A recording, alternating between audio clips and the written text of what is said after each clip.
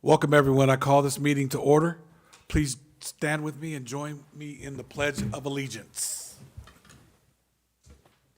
I pledge allegiance to the flag of the United States of America and to the republic for which it stands, one nation, under God, indivisible, with liberty and justice for all.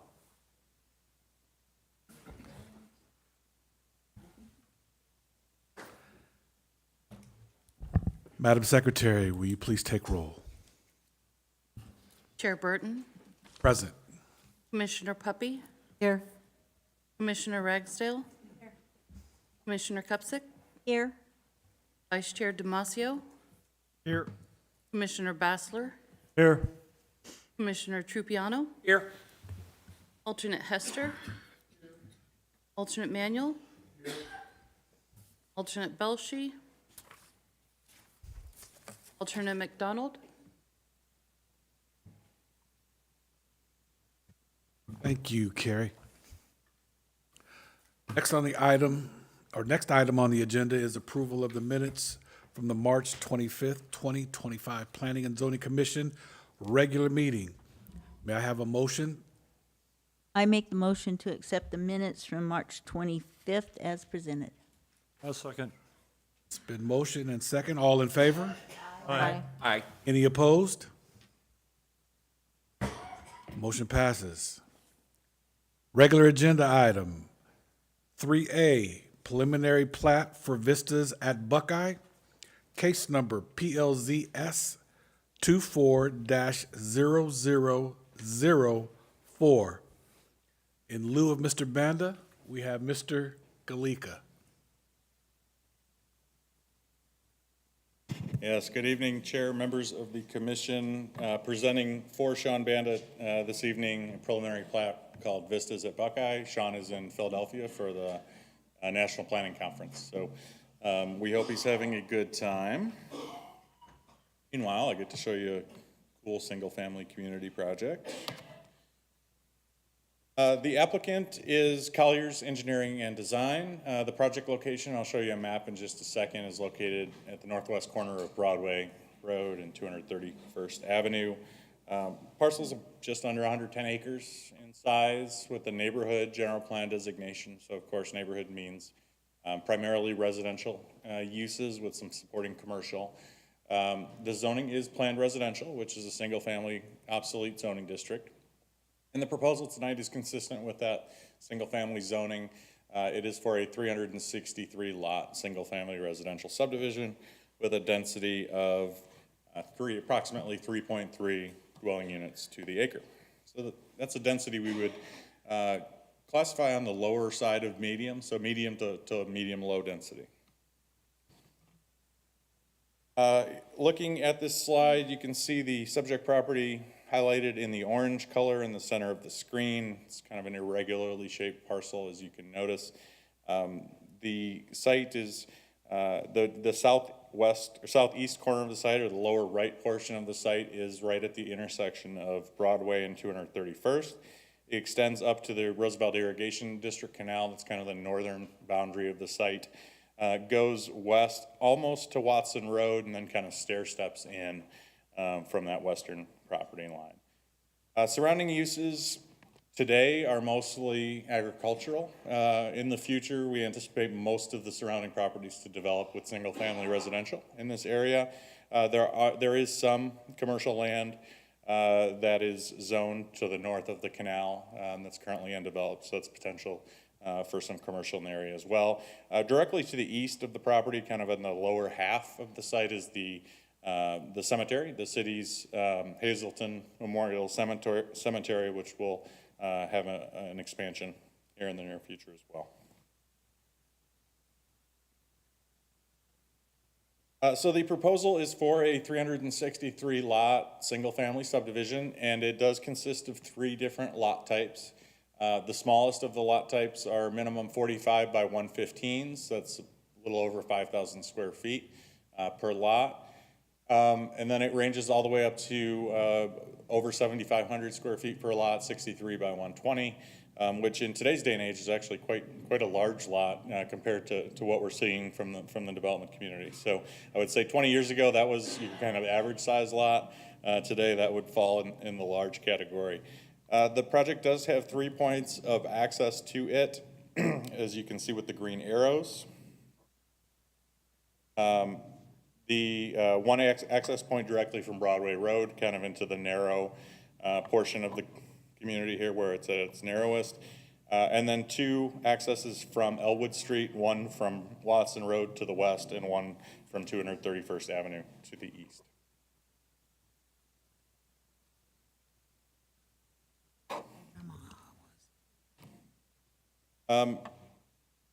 Property I mentioned was zoned planned residential, which per the old code says that the developer will establish your setbacks and lot coverage, development standards, those types of things during your preliminary plat stage. So the proposed development standards are on your screens right now.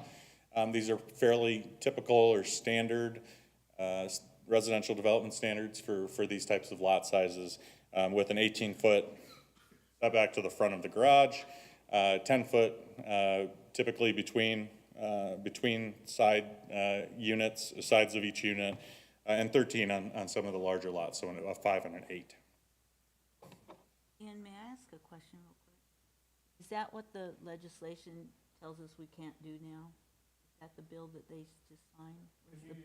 Plat? Oh, is that is the setbacks and stuff what we can't do anymore? Is that the bill? Chair, Commissioner Kupchak, there is legislation that's going through consideration right now. It hasn't been approved or signed yet. Okay. That would restrict the city's abilities to. Well, we've signed in opposed to that, so.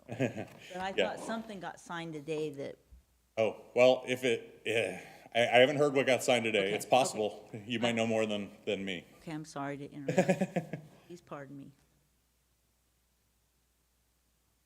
With regard to open space and parks, there is 25% required landscape area within a community per our code.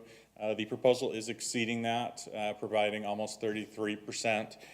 Most of that, or the most significant portions of that, are the 3 kind of labeled areas here, 1, 2, and 3. And you can kind of see on the chart here, the amenity areas, as they're called, do have a range of different features. For instance, one is geared more toward the children with the play structure. Other is more maybe for your teenage or adult audience with basketball court.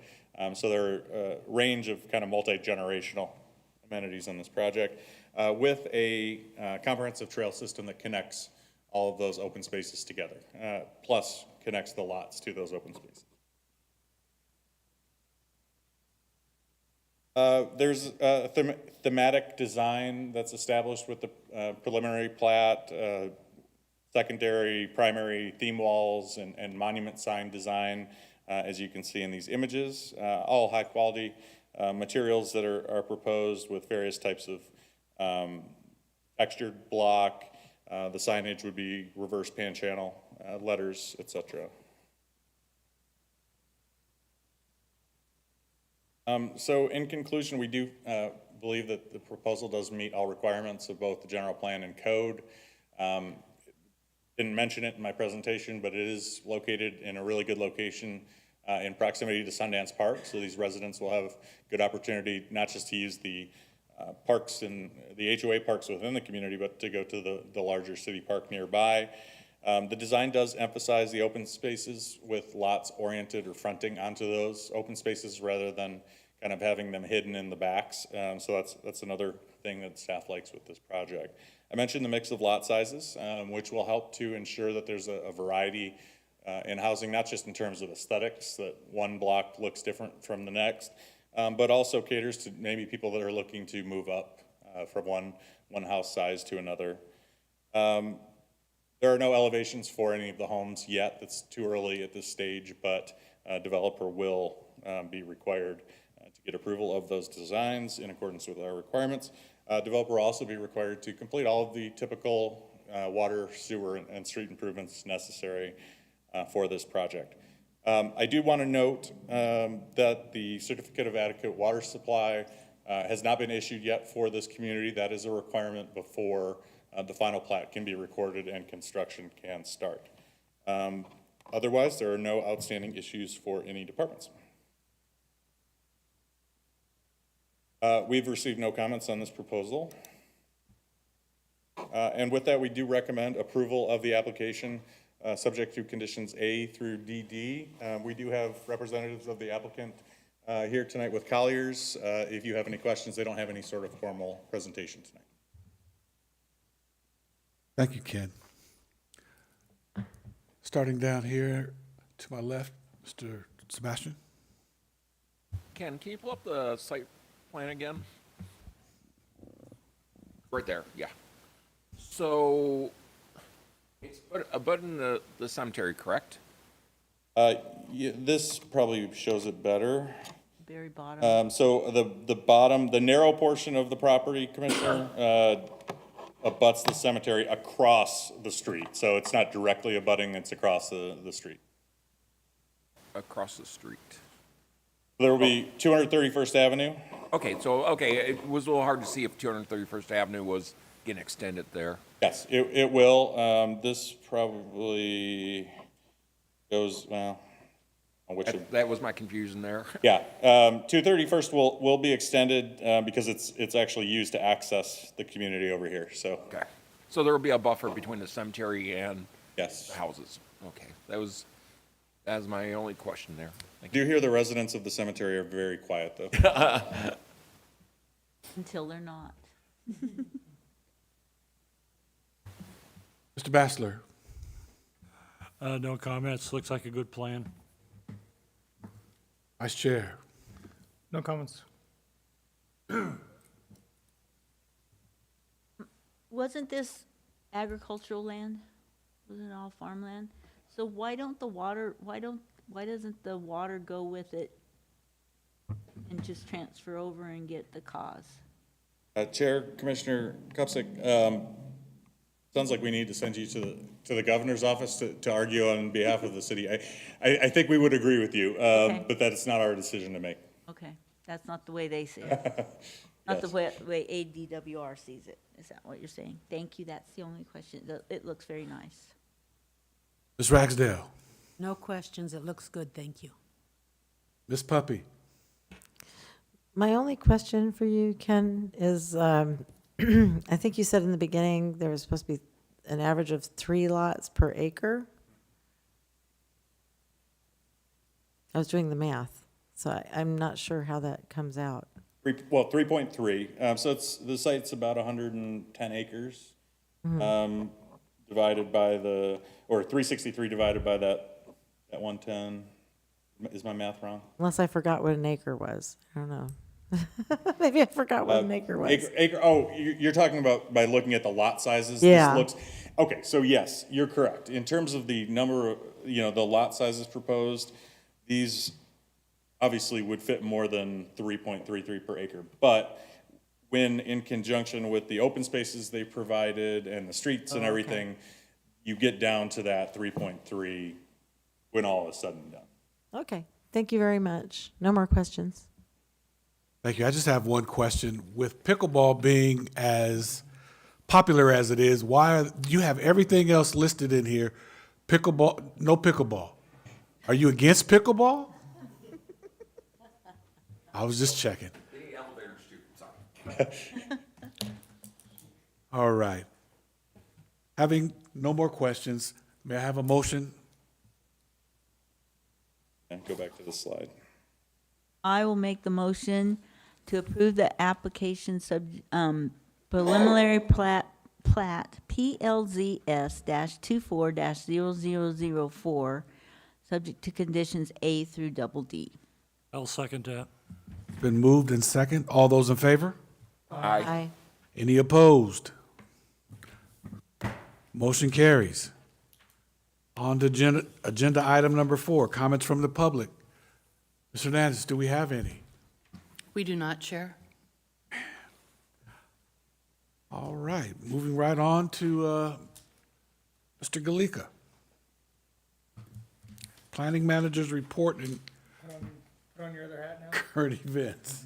Thank you, Chair. Wardrobe change? I like this better. Maybe we got to get into the custom of presenting from sitting down. This is so much more comfortable. Okay, so I believe last week, or 2 weeks ago, Carrie had emailed the commission, also the alternates, with a link to review the Parks and Recreation Master Plan. I think she sent out a reminder earlier today. So please, if you haven't already done so, take a look at that and provide our Community Services Department with any feedback. I think the deadline is next week, if I remember correctly. We do have currently 3 items on the agenda for April 22nd. It's possible something could even get added at this point and have more than that, so plan on a meeting in 2 weeks. And then lastly, I don't want to embarrass her, but I did want to introduce the Planning Division's new intern, Bailey Paczynski. She comes to us, recently graduated from ASU in their architecture program, and she's with us Tuesdays and Wednesdays every week, pretty much the whole days, and probably have an opportunity to bring her back and introduce her to you a little bit more personally. So welcome her, and that's all I have. Thank you. Planning and Zoning Commission summary of current events. We'll start, Ms. Puppy. I don't have anything right now, thank you. Ragsdale. I don't have anything, thank you. Ms. Cupsack. I have nothing, thank you. Welcome. Mr. Damasio. I have nothing as well. Go Dodgers. Mr. Passler. Nothing to report. Just a quick reminder, this weekend, on Saturday is the event at Sundance Park for spring. We got the egg hunts and everything. So unfortunately, I got my HOA thing to do that day, so I can't attend, but it's a great event to go to. Very cool. Very cool. Ms. Bailey, welcome. Stop. It's okay, I'm not trying to embarrass you. Yes, he is. Well, if all hearts and minds are clear, let's go home.